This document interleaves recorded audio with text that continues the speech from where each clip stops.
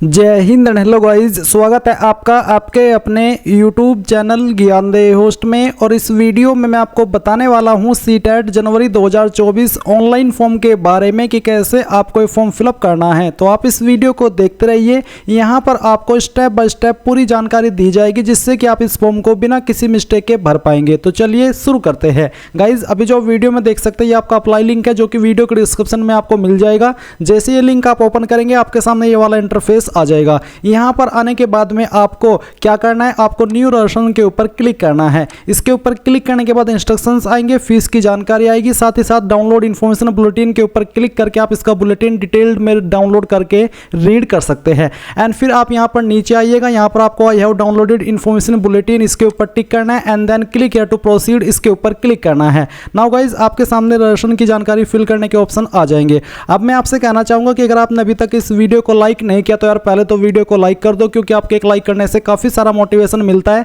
इसके अलावा चैनल को सब्सक्राइब करके बेल आइकन ऑन कर लो, क्योंकि यहां पर आपको इस फॉर्म से जुड़े हुए आगे भी सभी अपडेट दिए जाएंगे। तो मैं नहीं चाहता कि आपसे कोई भी अपडेट मिस हो, इसलिए चैनल सब्सक्राइब कर लीजिएगा। अब चलिए यहां पर मेन पॉइंट पर आकर के इस फॉर्म के बारे में बात करते हैं। तो अब आपको यहां पर जो आपका नाम है वो 10th के सर्टिफिकेट के अकॉर्डिंग एंटर करना है। ये नाम एंटर करने के बाद में आप आपके फादर का नेम एंटर करेंगे, आपकी मदर का नेम एंटर करेंगे।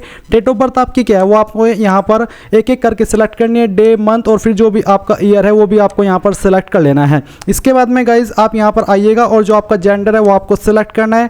आइडेंटिटी टाइप में आपको कोई एक आईडी इनमें से सिलेक्ट कर लेनी है। इनमें से आपके पास कोई एक आईडी होनी अनिवार्य है। अगर आपके पास नहीं है इनमें से कोई एक आईडी तो फिर प्रॉब्लम हो जाएगी।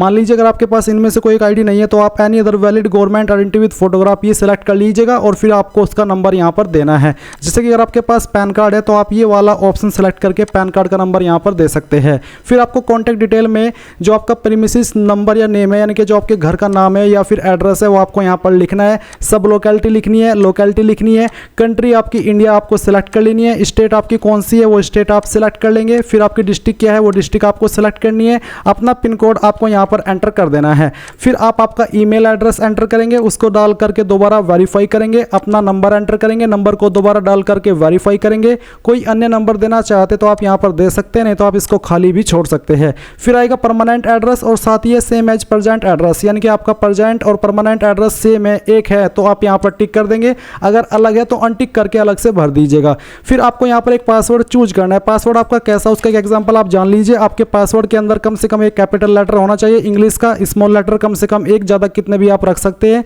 फिर आपको एक स्पेशल कैरेक्टर का इस्तेमाल करना है और साथ ही आपको डिजिट का इस्तेमाल करना है। कुछ इस तरह का पासवर्ड आप बना लेंगे एंड देन फिर आप उस पासवर्ड को दोबारा डाल करके वेरीफाई करेंगे। एक सिक्योरिटी क्वेश्चन आपको यहां पर सिलेक्ट कर लेना है। इस सिक्योरिटी क्वेश्चन का आपको यहां पर आंसर करना है आपकी मर्जी के अकॉर्डिंग। ये सिक्योरिटी क्वेश्चन का आंसर आपको तब काम आता है जब आप अपना पासवर्ड भूल जाते हैं और आप उसको रिकवर करने की कोशिश करते हैं। तो ऐसे में आपको इसी सिक्योरिटी क्वेश्चन को सिलेक्ट करके इसका यही वाला आंसर देना होता है जो कि आपने यहां पर रखा है। तो फिर आप अपना पासवर्ड रिसेट कर पाते हैं। अब आपको सिक्योरिटी पिन डालना है और सबमिट के ऊपर क्लिक करना है। अब आपने जितनी भी जानकारी भरी है वो सभी आपके सामने यहां पर आएगी। आप यहां पर रिव्यू पेज को क्लोज कीजिए और ऊपर की तरफ सभी जानकारी चेक कर लीजिए। अगर आपको लगता है कोई जानकारी गलत हो गई है तो एडिट रजिस्ट्रेशन डिटेल फॉर्म के ऊपर क्लिक करके एडिट कर ले, नहीं तो आपको यहां पर my name, father name, mother name, date of birth, email ID, mobile number, email address, gender इनके ऊपर टिक करना है। एंड यहां पर फिर आप आई एग्री पर क्लिक करेंगे और इसका मतलब ये हो गया है कि आपने सभी जानकारी को डबल चेक कर लिया और आपके अकॉर्डिंग सभी जानकारी सही है। फिर आप श्योर होने के बाद में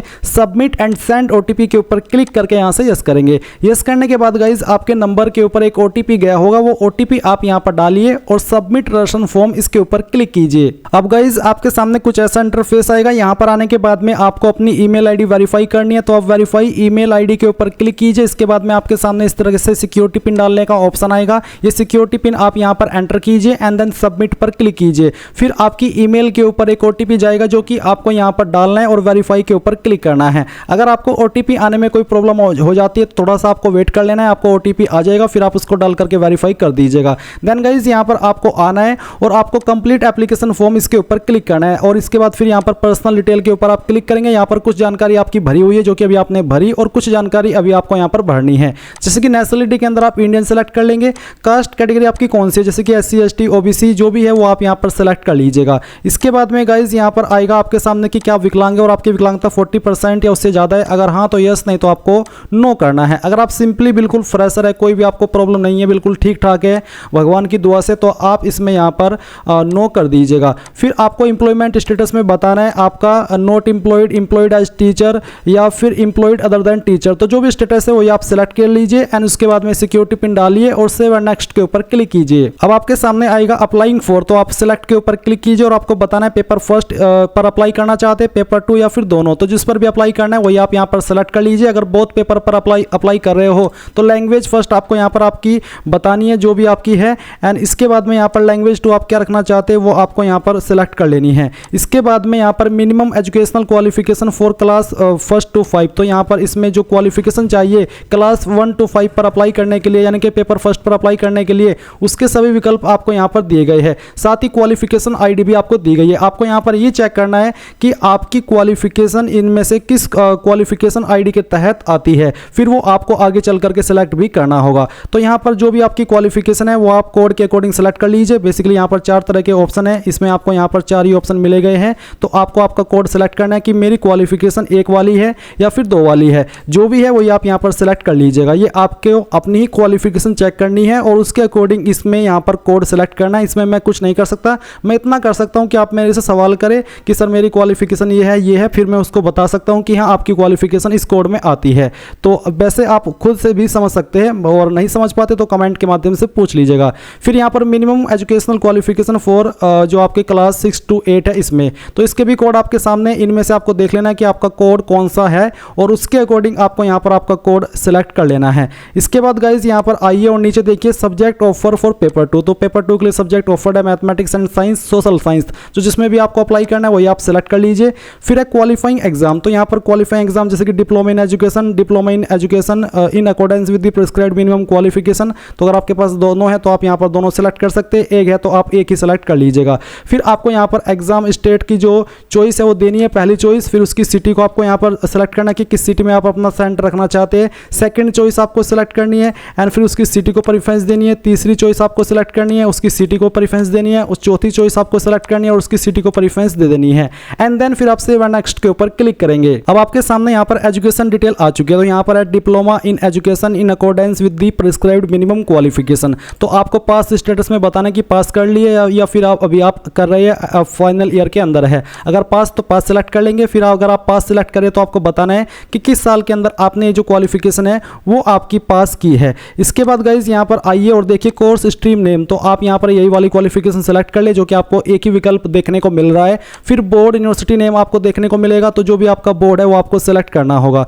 तो यहाँ पर आइए और जो आपका बोर्ड है इनमें सेलेक्ट कर लीजिए। अगर आपका बोर्ड इसमें नहीं है तो अगर आपको यहाँ पर एक अदर का ऑप्शन देखने को मिलेगा तो आप अदर सेलेक्ट कर सकते हैं। अगर आपका बोर्ड इसमें न हो तभी आप अदर सेलेक्ट कीजिएगा। मैं डेमो के लिए इस फॉर्म को भरा हूँ तो मैं यहाँ पर एक आपको बोर्ड यूनिवर्सिटी नेम सेलेक्ट करके दिखाया हूँ। इसके बाद में आपको रिजल्ट मोड बताना है, आपके नंबर किसके अंदर थे, सीजीपीए या फिर परसेंटेज, वो आपको सेलेक्ट करना है। अगर परसेंटेज तो फिर आपके सामने यहाँ पर ऑप्शन आएंगे आपके जो ऑब्टेन्ड मार्क्स है और टोटल मार्क्स है वो फिल करने के, देख सकते हैं आ चुके हैं। तो आप यहाँ पर आपके टोटल मार्क्स एंटर कीजिए। ये एग्जाम्पल के लिए मैं आपको नंबर फिल करके दिखा रहा हूँ, आपको आपके रियल टोटल मार्क्स सभी ईयर के डालने हैं और उसमें से जो नंबर आपको आए थे वो आप यहाँ पर एंटर करेंगे एंड देन जो परसेंटेज है वो कैलकुलेट कर ली जाएगी। फिर आता है इंस्टीट्यूट पिन कोड। अब ये इंस्टीट्यूट पिन कोड क्या है मैं आपको बता दूं कि जिस भी सिटी के अंदर आपकी इंस्टीट्यूट है वहाँ का जो पिन कोड है वही पिन कोड आपकी सिटी का है। जैसे कि जो आपकी district institute of education and training ये इंस्टीट्यूट है तमिलनाडु के अंदर और इसका पिन कोड है 242112। तो अगर आपकी जो इंस्टीट्यूट है उसका पिन कोड आपको यहीं पर देखने को मिल रहा है